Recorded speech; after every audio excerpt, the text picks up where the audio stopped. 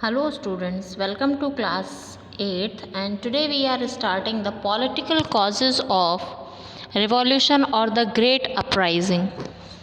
तो क्या थे पॉलिटिकल जो कॉजेज़ थे, यानी पॉलिटिकली क्या इश्यूज़ थे जिसकी वजह से जो लोग थे वो इतने ज़्यादा परेशान हुए कि उन्होंने रिवॉल्यूशन करने की ठानी।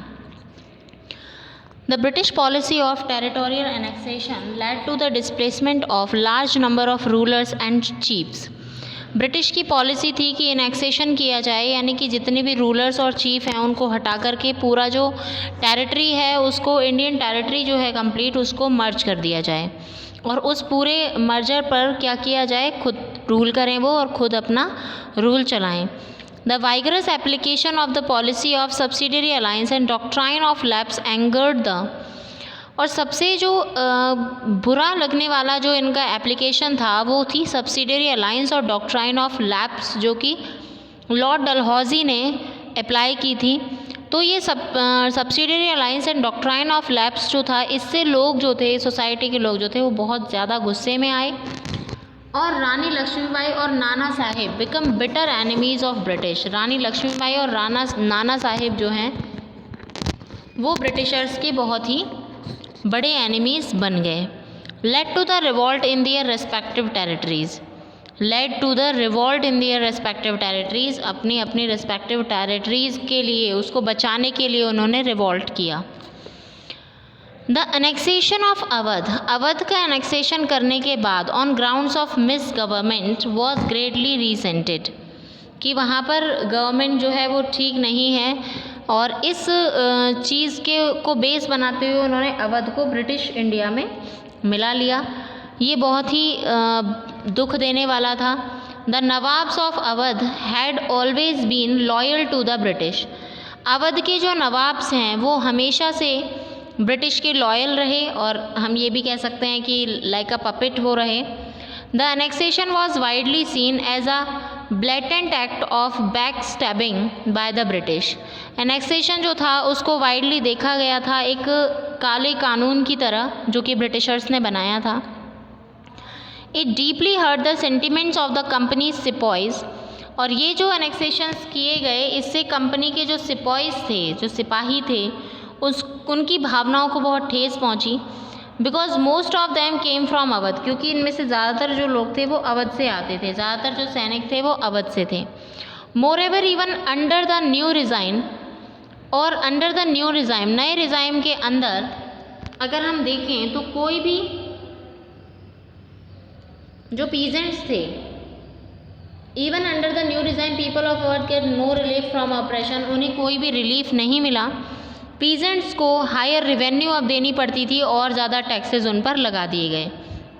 British provided no alternative source of employment, British को कोई अल्टरनेटिव सोर्स अगर एम्प्लॉयमेंट का नहीं मिला लोगों के लिए, who lost their jobs due to dissolution of the nawabs administration. जब नवाब को अपने एडमिनिस्ट्रेशन से हटाया गया तो उसकी वजह से जो लोग भी, जिन लोगों को भी जिनकी जॉब ख़त्म हो गई थी, उनको नवाब के एडमिनिस्ट्रेशन के लिए तो उन्हें कोई भी रोज़गार नहीं दिया गया, यानी कि वो लोग जो थे उनकी जॉब्स भी छूट गई और उन्हें बहुत ज़्यादा हाई रेवेन्यूज़ भी पे करने पड़ रहे थे। तो ये चीज़ जो थी वो बहुत ज़्यादा अनटॉलरेबल थी। इस वजह से भी लोगों ने क्या किया, रिवॉल्यूशन किए, क्योंकि लॉर्ड डलहौजी की जो पॉलिसी थी, लॉर्ड डलहौजी की पॉलिसी के बारे में मैं आपको बताती हूँ, आपने पहले भी पढ़ा हुआ होगा।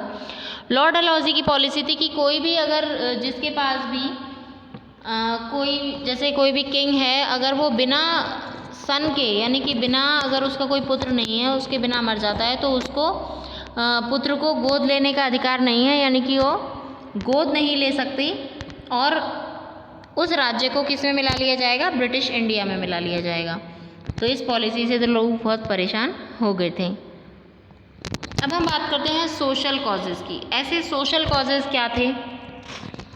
Social reforms introduced by the British were looked upon with suspicion, जो भी सोशल रिफॉर्म्स ब्रिटिशर्स ने किए, उन सोशल रिफॉर्म्स को लोगों ने गलत नज़र से देखा कि ये लोग हमारे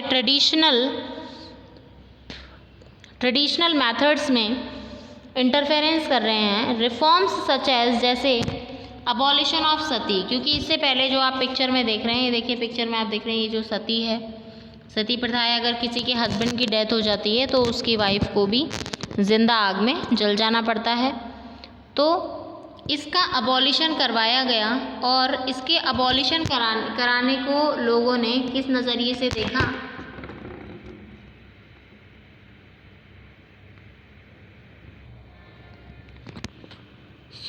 लोगों ने इसको देखा अबॉलिशन ऑफ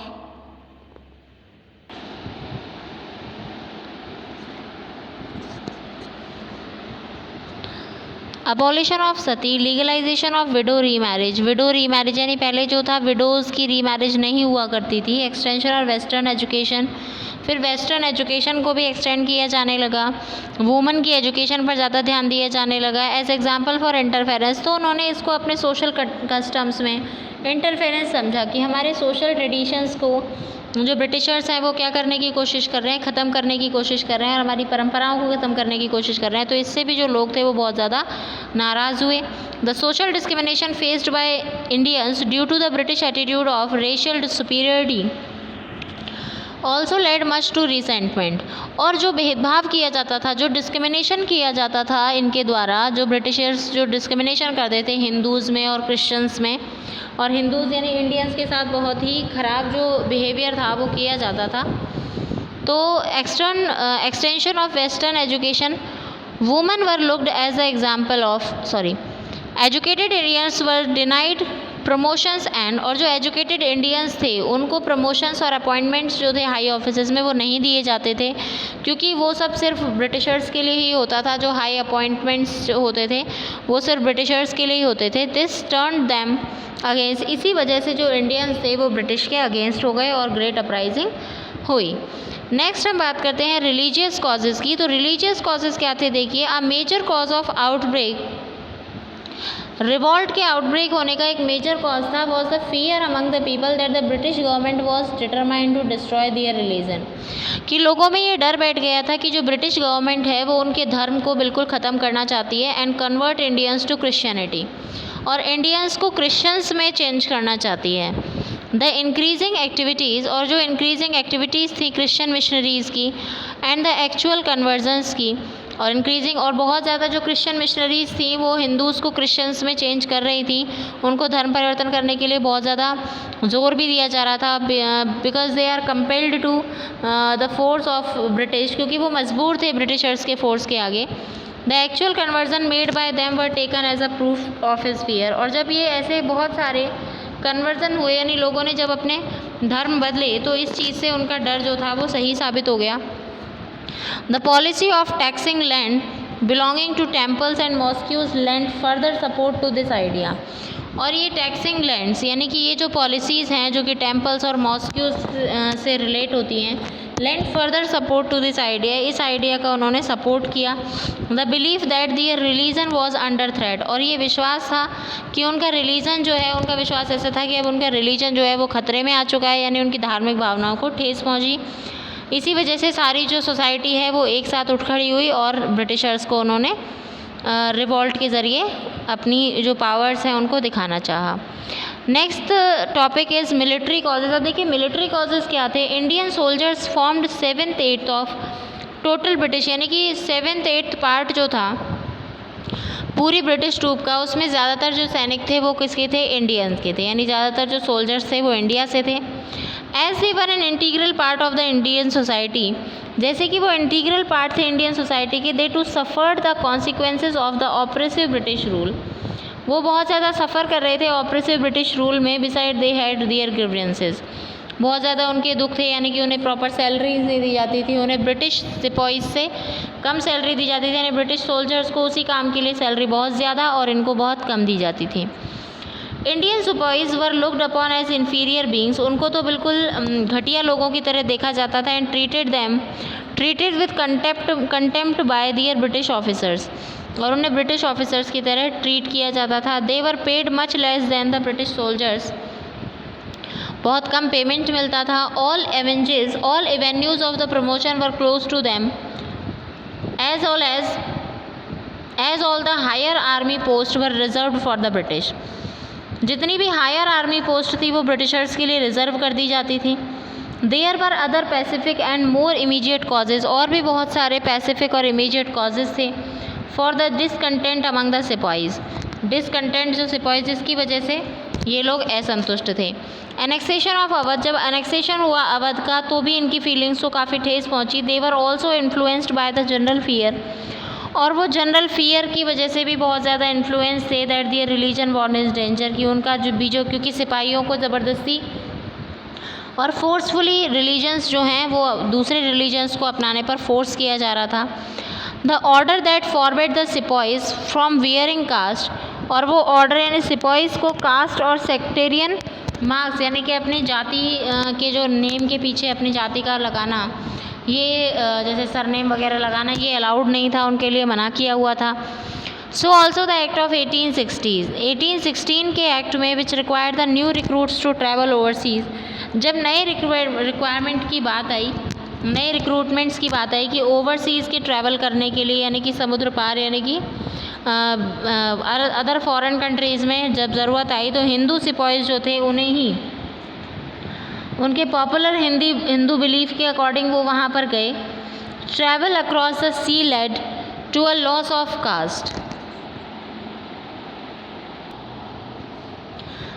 उन्होंने सी के पार में जब अपनी ट्रैवलिंग की तो वहाँ पर उनकी कास्ट जो है उसको बिल्कुल निगलेक्ट कर दिया गया।